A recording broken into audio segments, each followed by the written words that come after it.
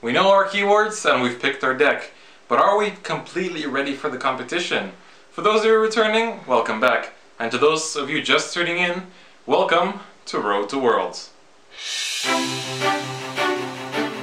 In this episode we'll be talking about the importance of playtesting.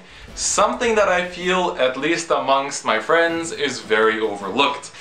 The importance of playtesting is I just feel it is such an important thing that really, it shows. It shows when you look at people and how they do in regionals. Like, I have a friend in the UK who playtests all the time, and guess what? In regionals in UK last year he went 8-0. Yeah. So one of the bases of the importance of playtesting is that you just know your deck, you know how to use it. Like, for example, if you go into regionals borrowing your friend's, I don't know, Angel Feather deck and you don't know the combos, that's something you would have learned from playtesting. You know the deck by playtesting. Another thing is that through playtesting, especially if you play a clan that searches for cards a lot, then you learn your own deck list by heart, which is very, very important. Because then you get used to counting, like, oh, I have this much of this unit left, I have this much of this trigger left. Of course you're going to count triggers all the time, but it's also good to remember how many units you have of each different kind, so what you can expect from your draws, from your skills. They'll look at top cards or through the deck. You know, it's important to not only learn what your deck does, but also just your deck list. But obviously you only know your deck list after you finalized it, which is what playtesting helps you do. Another really important part of playtesting is that it teaches you how to respond to each situation that you're put into. Like, you'll know when your opponent attacks with his Vanguard to your rearguard, you'll have playtest against enough situations to know whether it's a good move to block it or let it through or do whatever, right? You'll know how to respond to a lot of situations. You'll know, like, let's say you playtest against some decks and they have a specific gimmick. And then you will know that specific gimmick, so when you run into it in regionals, you're going to know how to respond to it. You're going to know how to deal with it. You're not going to get caught off guard. You're not going to be facing those situations, oh shit, I'm going to lose, right? Because you're going to have playtested against that kind of situation. So I feel that playtesting, and a lot of it, is good for you as a player because it teaches you just the basis of, like, all the plays you can make and all the mistakes you can avoid. Another importance, which kind of carries on from the last point, is that you learn how to counter specific decks. This can also come from friends' advice and stuff like that.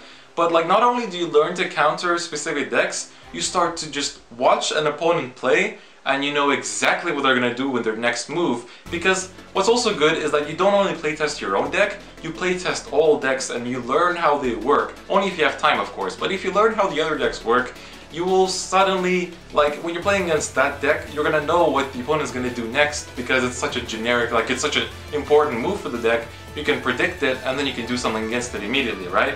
So I feel that learning to counter decks, learning to, like, not only, like, what to do against them, but also what you would do in their case is also very important to learn through playtesting. My next point, which is sort of, like, a lot of people don't do it, but I personally find it very, very helpful, which is note-taking. What I do often is when I really get into that competitive mood, I'm like, alright, it's time to playtest. We got like a couple of weeks before regionals or before Team League. I'm going to start testing hard, see my win rate, see why I lose, and improve. So what I often do is, if I lose a game, I'm going to write it down in detail why I lost. If it's on Cardfight area, I'm going to save the replay, I'm going to rewatch it, see exactly which move I did wrong, which caused, like, the big impact in the game, to which ultimately ended up in my loss, right?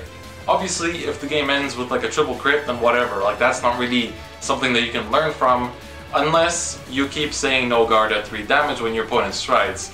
In that case, like, there's a if they're running, especially if it's like OTT or something, there's a high chance they will crit you hard. In that case, in a regional event, in regionals you should, like, just guard against that because there's a chance that you can die and then you're gonna feel stupid. Like, you're gonna feel stupid because, especially if you have enough cards and you're just greedy, like, you're like, oh, I want to keep this for later. No, just put it down. It's better to be safe than sorry. Like, unless you're really like you've seen that your opponent has gone through most of his crits by then okay. But if you've seen none of them yet, then I'm telling you, it's better safe than sorry. But as important as it is to take notes on why you lost, it's also important to take notes on why you won. What was the little strategy or that one little move you made that really made a big impact towards your win. I write down like, oh, I won because, like, obviously when I'm testing DP, I go like, okay, I won because, you know, 74k Sinbuster. But, you know, it's those kind of things. But some decks, they can get really technical, like Angel Feather or even Royals. Like, they can be, well, maybe not Royals as much because you can go like, yeah, triple Think Saver. But there are some more technical clans that can really go like Angel Feather goes like, alright, I exchanged my damage like 4 times, which gave me these magical numbers, which then just scared my opponent and he didn't have enough shield, so then I won. That kind of thing is like, you start remembering that and you're like, oh, I should really concentrate on getting those magic numbers, right? So it's kind of important to also write down why you won and not only why you lost. And again, just like with losing, if you win because of triple crit, just go to the next game. Don't bother too much on writing down, yeah, I won because I'm really good at sacking. And most importantly, if you're gonna note-take, write down how you could have done better. This is where it's good if you record your matches or you save your replays where you're playing seriously. Like when I record matches, I don't play too seriously, and that's why I have a big losing streak. But anyway, it's important to write down how you could have done better. Like, oh, like let's say, oh, you forgot to, like, that you added a trigger power to one of your units. Write it down and then keep looking back at it, so you're like, ah yes, I'm not going to forget that I put a trigger on a rearguard next time. Like, or keep counters with you, that's also good. So it's like, those are really like basic mistakes that anybody can make under pressure. But there's some more critical mistakes, like forgetting, like when you attack for the 4th time after you stride on Thavas, and then you forget to do a skill to retire rearguard, which can be pretty big considering it's a free skill. So it's those kind of things that people can forget, and that could really lead to you losing the game. So it's good to write down how you could have done better through the game. What, even if you didn't make any mistakes, what maybe, like, you can look at the cards you had at the time and what situations you could have put yourself into. It's important to look at that. Like, sometimes that little correction might just lead you for a win. And the most important part of all of playtesting, not just note-taking, but just all of playtesting, is that you learn from your mistakes. When people don't playtest, like, you're just not gonna learn from that, like, mistake you make that cost you the whole game. Because, like, oh, like if you play a deck like 5 times before regionals, of course it depends on what deck it is. If it's some complete autopilot deck, then I mean, of course, you know, it's hard to playtest that because you're just doing the same thing every damn time.